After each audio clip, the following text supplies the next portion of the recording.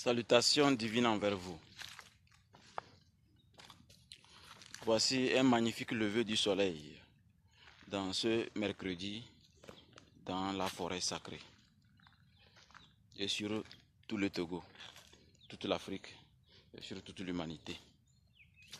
Remercions Dieu dans vos langues respectives comme chez nous Unumbor ou encore Unumbote de tout notre cœur.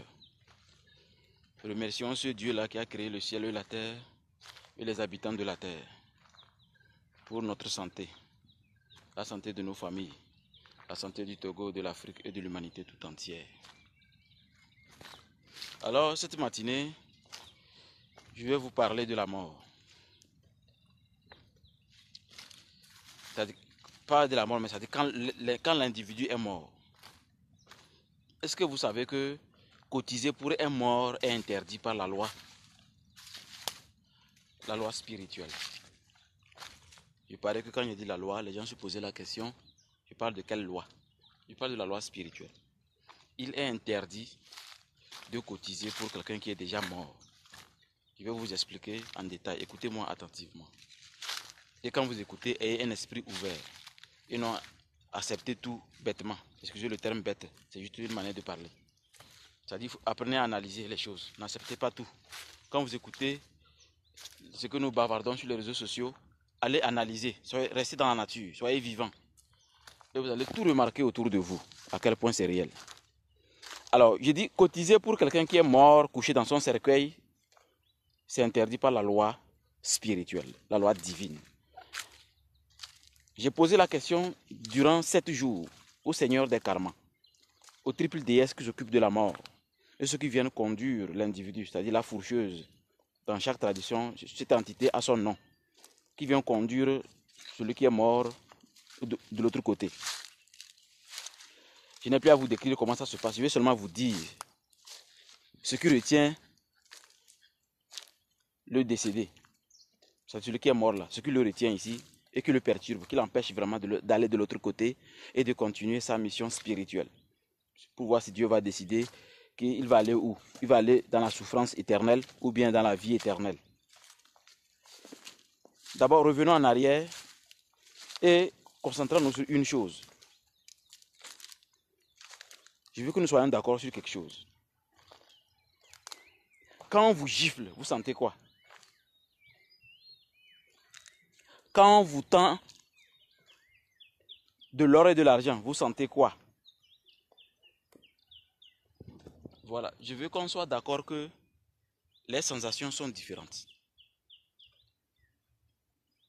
Dans l'univers, tout est vibration.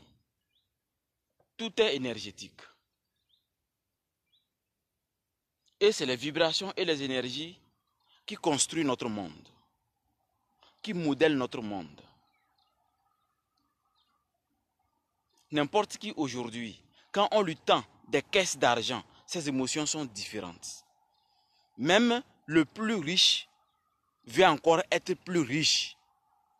Le plus riche veut encore et encore, parce que l'illusion de la protection lui fait croire que plus d'argent veut dire protection. Mais en réalité, c'est faiblesse.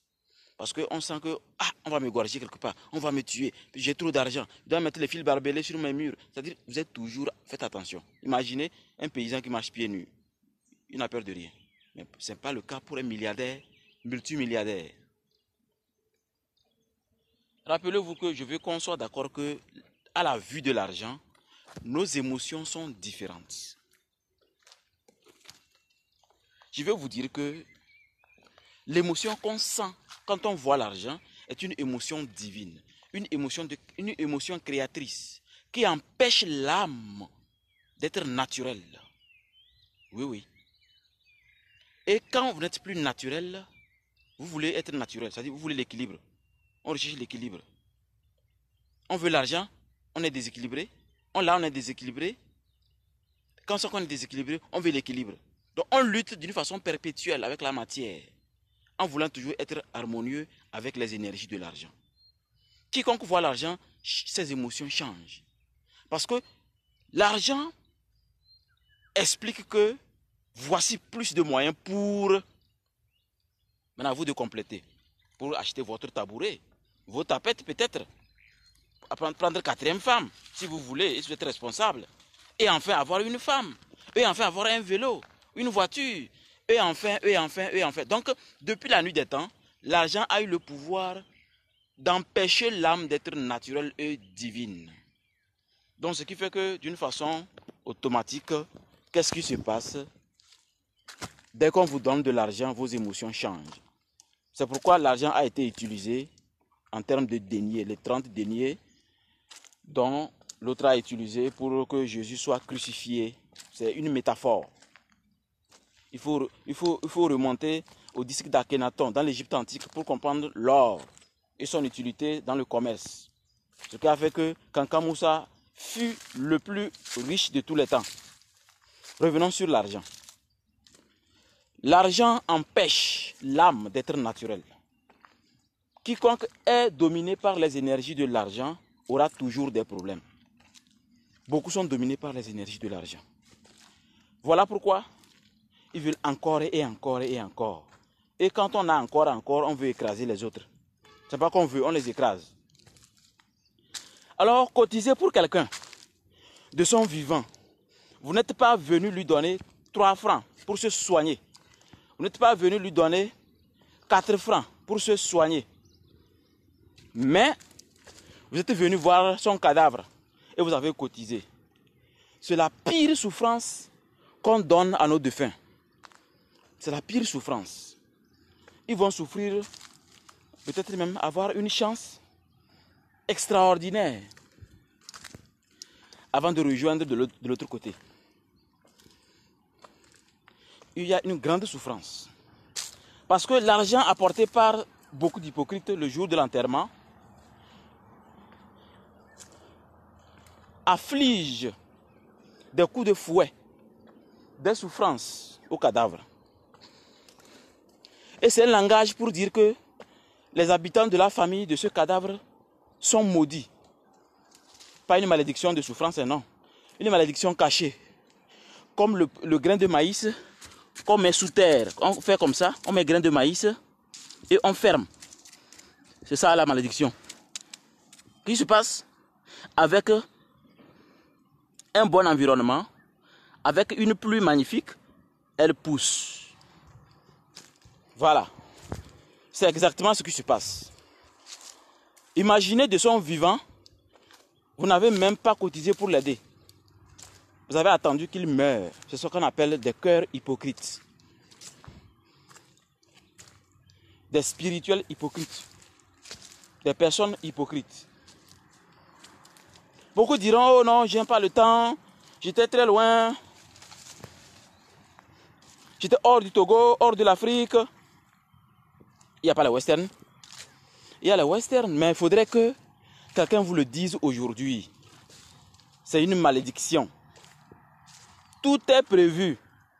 Toutes les cotisations doivent être faites avant que la personne meure.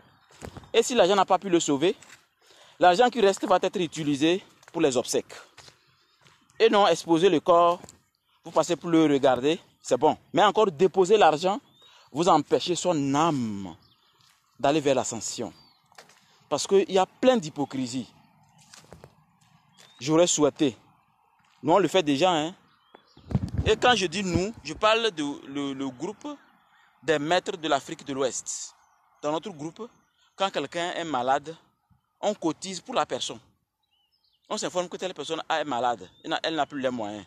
Et chacun donne ce qu'il peut pour l'aider. On n'attend pas que la personne meure pour qu'on vienne d'une façon hypocrite faire des cotisations. Je n'ai jamais compris comment l'Africain peut tomber aussi bas.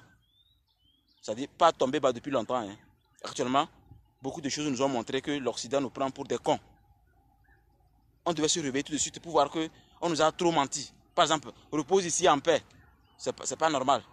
Aucun ancêtre ne se repose en paix. Il y a du travail pour que les petits-enfants et les enfants se portent bien. Donc, il y a beaucoup de choses que nous allons apprendre les Africains. Ceux qui veulent peuvent appliquer. Ceux qui ne veulent pas, c'est leur problème. Mais avec le temps, nous n'allons pas continuer à cotiser. Non, non, non. Nous n'allons pas continuer à cotiser. Nous allons cesser de cotiser. Même si c'est pour ça, nous allons abandonner certains groupuscules ou certaines associations. C'est normal. Parce que vivre avec sa dignité, c'est encore mieux que dans l'hypocrisie. Donc rappelez-vous, les énergies de l'argent empêchent l'âme du défunt d'aller vers l'ascension. Parce que les énergies de l'argent vont lui rappeler que de son vivant, il n'a pas pu contrôler l'argent. Il n'a pas pu dominer l'argent. Je dis bien, il n'a pas pu contrôler l'argent, il n'a pas pu dominer l'argent. Et ça va encore le retarder. Il sera tellement lourd sur terre. Il va souffrir.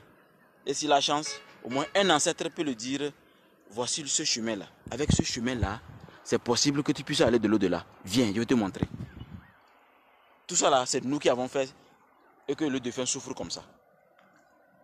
Quand il était malade, on n'a même pas cherché à l'aider. On n'a même pas cherché à voir qu'est-ce qu'il traverse, qu'est-ce qu'il vit. Mais à peine il est mort, tout le monde fait des chèques. Ce n'est pas logique. C'est contre nature. Alors, moi, Ramsès II, ou bon, danseur du feu, je vous déclare, chers Togolais, commencez à annuler ça dans vos cultures respectives, dans vos traditions respectives. Faites de sorte que, quand quelqu'un est malade, que le groupe soit informé. Pourquoi c'est quand la mort est arrivée qu'on informe le groupe? Et le courage, cesser l'hypocrisie. Les gens sont tellement hypocrites, c'est pourquoi ils n'arrivent pas à communiquer. Vous voyez? La plupart des hypocrites, c'est comment? Quand tu les salues, il ne répond même pas. Pourtant, il a besoin de toi. Ou du moins, s'il a besoin de quelque chose venant de toi. Les gens blaguent avec les énergies.